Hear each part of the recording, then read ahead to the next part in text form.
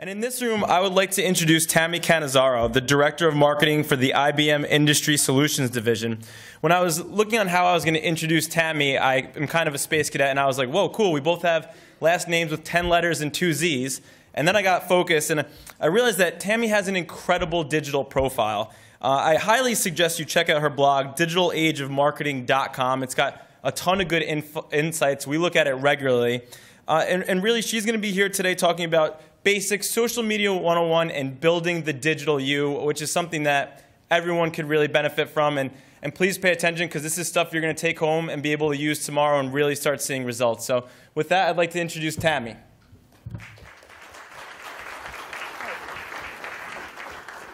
Thanks so much. Here's that infamous clicker. So okay, great. Let's see, great. Let's see how we're doing here. Uh-oh. There we go. So I'm going to start off with just a little bit of a story about my journey, which hopefully will be helpful to you. Maybe about 7 years ago, I had a conversation with a mentor of mine at work, and I said to her, you know, Inhi, I feel like I'm not moving up in the business. I think I have a lot more to offer, and I'm not moving up. I'm not getting that next promotion. And she said to me, all right, well, let's think about it. And she said, well, Tami, what are you known for? And I said, well, let me think about it. Well, I'm a hard worker, and I'm known for execution, and I'm collaborative. And thinking back, I feel like those were kind of lame. And she sort of sighed. And she said, Tami, I think you could think a little bit bigger about what differentiates you in the business. And she said, what I want you to do is this. I want you to go and I want you to interview 10 people. And I want you to ask them what you're known for. And just ask them to give you 3 attributes that is their impression of you. I said, okay. She said, friends, family, people you work for, people that work for you. I said, okay, I'll go ahead and do that. And she said, and then I want you to do one more thing. I want you to lay in some people that you admire in the world. And I want you to lay in what they're known for and put those on the list. And so I did that. And I pulled together what I called my aspirational person. And then I worked on a daily basis to become that person. And I kind of leveled up these attributes. And they were more along the lines of, I want to be a collaborative leader. I want to be known as an innovative change agent at IBM. And I think these attributes that I work to be known for, I literally, if you come visit me in Armonk, you'll see them on my whiteboard. And I really do, try to aspire to be that person, to be that leader. And some days I probably fail, some days I succeed.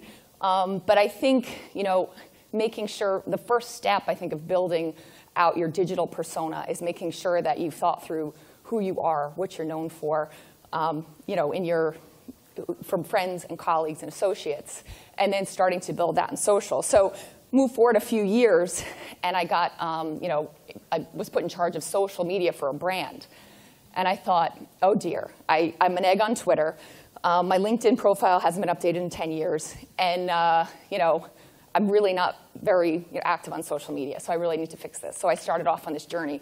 So I'm going to share this journey around social, how I became social, and hopefully give you some tips and ideas that you can take back and consider.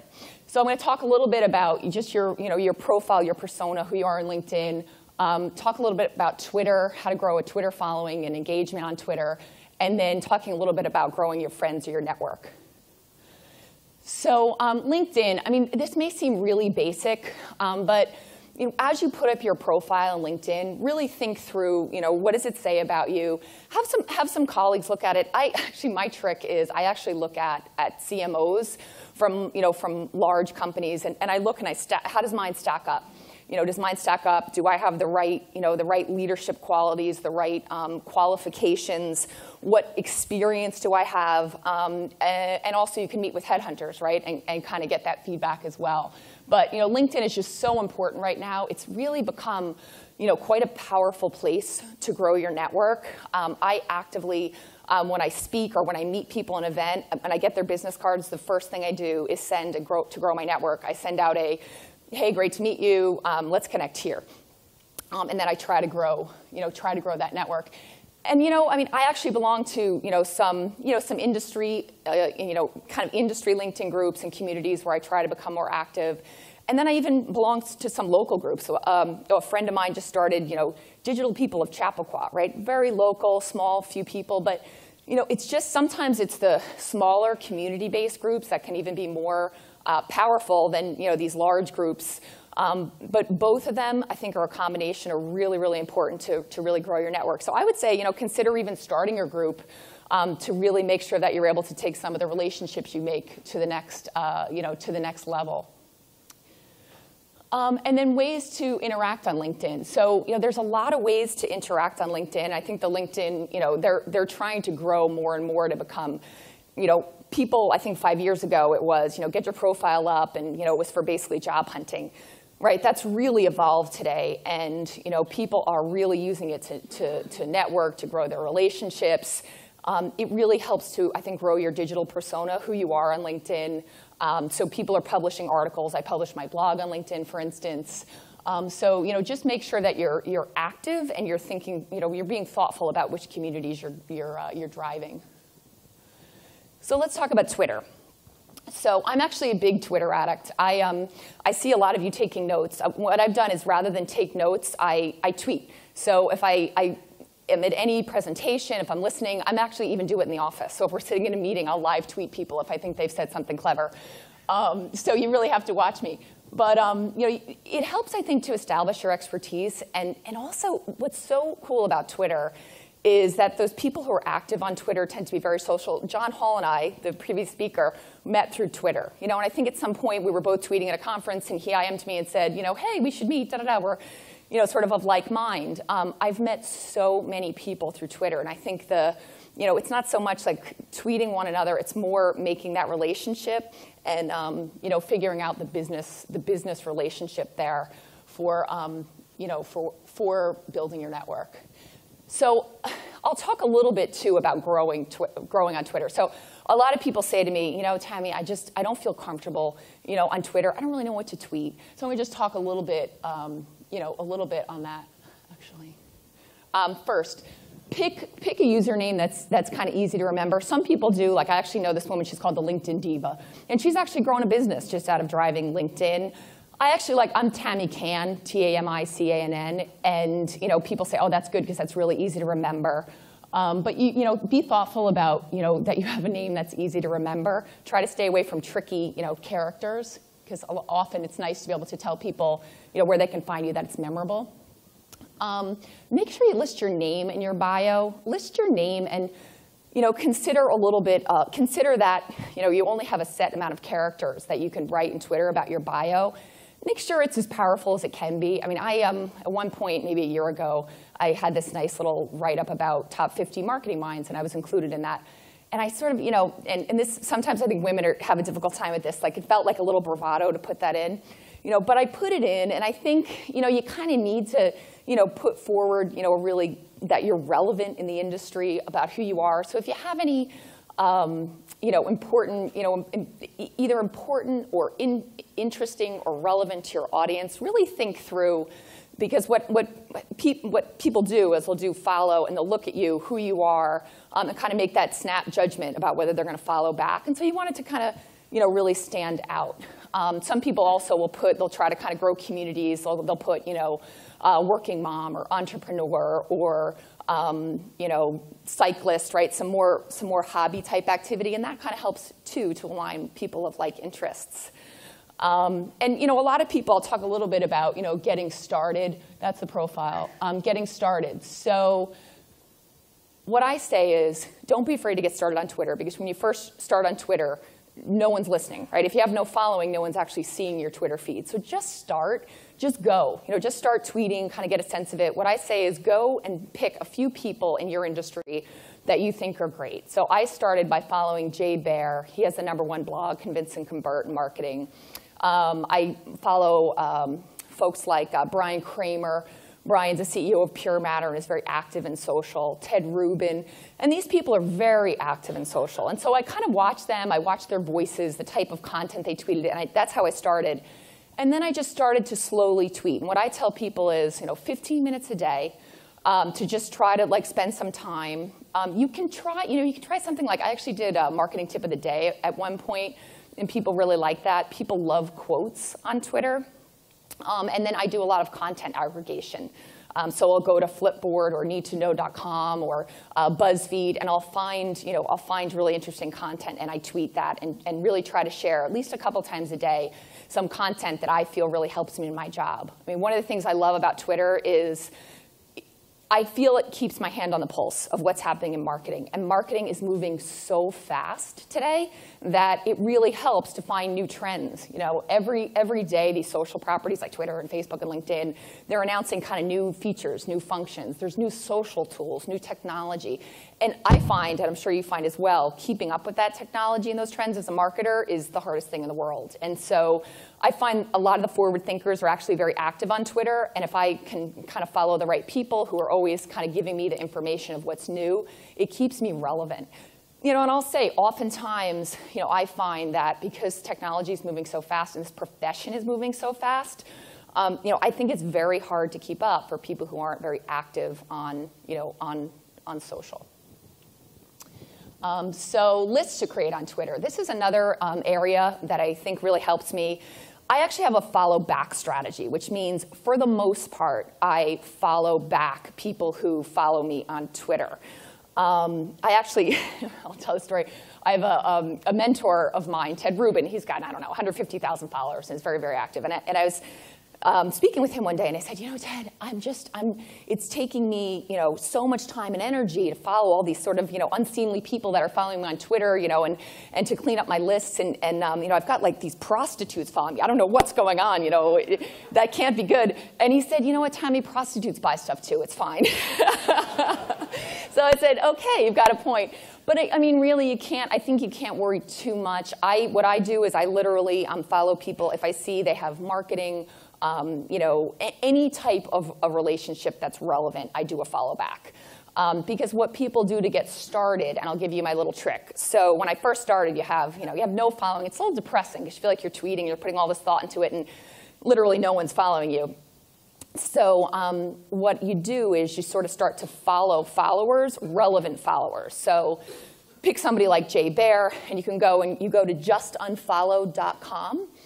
And you can pick Jay Bear. You could say, I want to see who's following Jay Bear, because these people probably have an interest in marketing and social media and are in my space. And that's how you get started. And what I did was literally just follow 50 people a day, every day. And then as people like maybe don't follow you or it's not the right content, you unfollow them. And I would say I did that probably until about 2000, because what happens too is people, they'll look at you and they'll say, well, okay, Tammy only has, you know, 5 followers, so I'm not going to follow her. She's not really active. She's going to be inactive, and she's not going to really contribute.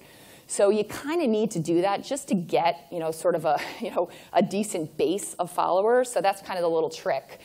You can continue to do that to grow and grow and grow, but I actually now just grow organically, you know, because I just, frankly, you know, it's very rote.